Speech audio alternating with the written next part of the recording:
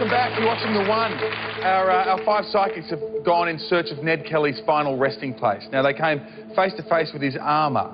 They're now going to Old Melbourne Jail. This must be one of the most haunted buildings in Australia, and it's where Ned was hanged on November 11, 1880. It's just unbelievable. I have never, ever felt a place like this before. Keeping my attention on Ned was very, very difficult because I had so many other distractions. Every cell that I passed jumped out at me. There is a lot of strong energy coming from some of the cells, but I'm trying to ignore that. Number 3 has a very, very, very strong energy. Oh, there's really yucky energy here. I actually felt my entire legs and part of my body become taken over.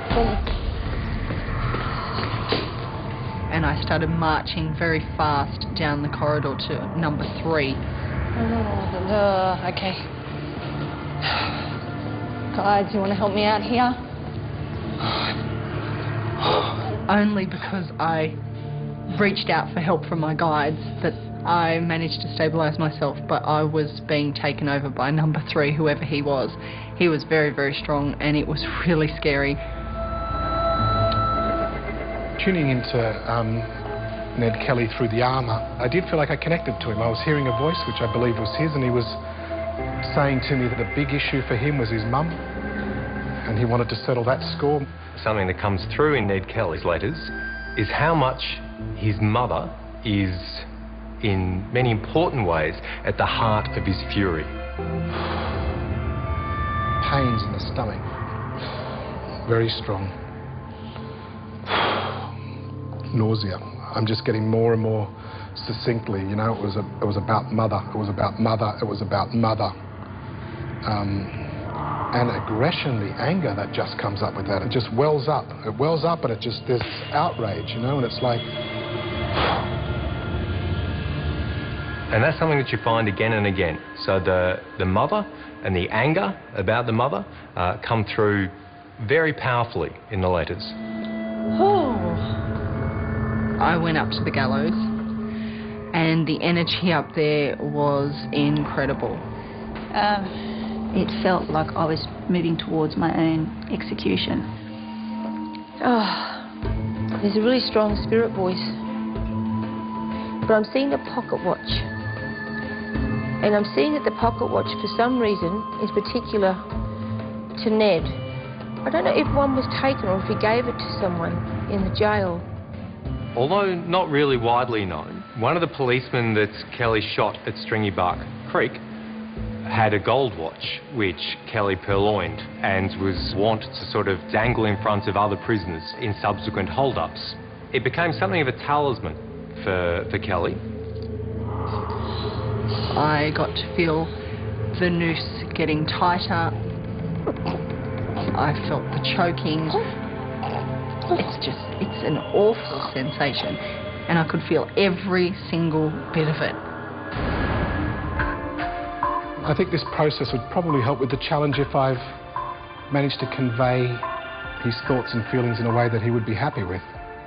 And I think if I haven't, I don't think it'll help me. Well, at the moment, I feel like I know him like a brother, so yeah, I'm going to find him tomorrow because he'll lead me straight there.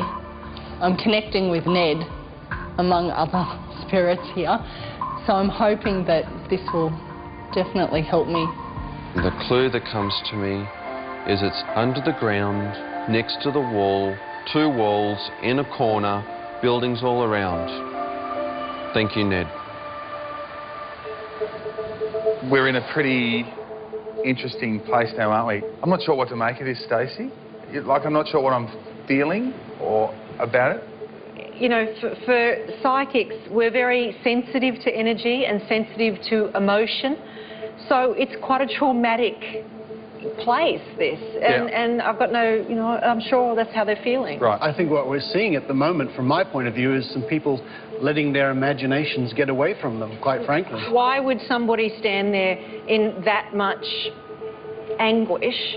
And I tell you what, I don't want to have dreams or imaginings like that. That's awful. But our psychics seem to have connected with Ned in whatever way they have.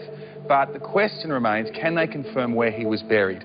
We've taken them to Pentridge Jail, where we know bones that may have included Ned's were moved in the 1920s. It's now a huge building site. If any of them are drawn to the right spot where the jumble of bones was buried, it could shed some psychic light on the last resting place of our most famous bushranger. Let's have a look.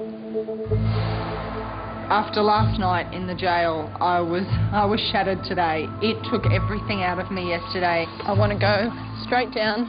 There's a building down there and I want to get to the right of that. I could feel Ned around as I was doing the challenge. I could definitely feel his essence there, his energy. I kept picking up in one particular area that the energy would sink or drop. Yeah, I'll stay here. I'll take this spot. Right here. The clues that I received don't match this. The vision that I received in last night's viewing was only half here. Like, I feel that there's a building missing, one of the walls has been knocked down. Jason, meet mud, mud, meet Jason. The first technique that I used was my standard one, trying to find the energy of where the graves were. I can feel the energies of the buildings and I can feel the two corner spots. And I didn't come up with much. There was a couple of interesting spots, but no grave. Oh, this is monumental. I found a corner where I got a positive energy buzz under the ground. I choose this spot. In my vision I got after touching Ned's armour, or getting as close as I could to Ned's armour, I got a concrete structure with water and stairs. I also got 18 steps, but there's not 18 steps here. I've had a look at a couple of different spots. I just feel the strongest about that one. I looked straight back up at the fountain again. There's stairs, there's brickwork. It was exactly like the vision. Yep, I'm going to choose this. This will be my final choice. I went out there into the mud and I tried to use some of the things that I picked up in my preparation. I tried to use some remote viewing. I was seeing a surveyor's peg. It looked like it had a 24-25 on it. And to be honest, I think that PA is what that looks like, or P4 on that grid might have been what I was actually seeing. The other thing I did see in my remote viewing actually was the timber post, you know, that you have on the side of the road with a cat's eye on it. In my remote viewing, I was actually thinking, well, I can't imagine what on earth that would be doing out there. But I did find it, so I decided to stick to that. I feel like it's in this area here. Before, in my last meditation, I had a little visitor come in. And it was the same visitor I had at the State Library and the same visitor that I had last night at the jail. Today, back he comes. I thought, look out, we've got whoever back.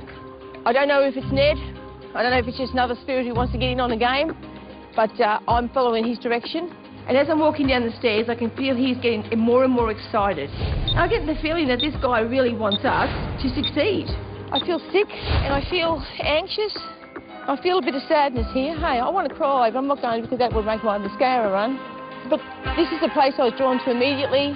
All the signs are here. This is where I want to stop the clock. Welcome back to our psychics. Look, this was it was a huge area they were working in, so it was a big ask. Let's have a look at where the bones were discovered in the area they were working within. Charmaine was the closest, and it was Amanda, Ezio, Jason, and Shay. 3 of you were right on the button. 2 of you are a long way away. Judges? I could honestly say if I got 5 different people and just set them off to wander aimlessly and say this is the spot, I'd expect to see a random pattern like that as well. Look, 3 people got within 20 metres of a target that is in 4,500 square metres. Yes, it could be random, but I don't think so. Right. Yin and yang, you 2. 3 were close, 2 were far away. I'm sure you've got your own feelings whether that's random or not. When we come back, the Psychic Spotlight will be on legends of another kind. That'll be rock and roll legends. And we'll be close to saying goodbye to at least 1 more of our psychics. That's after a short break.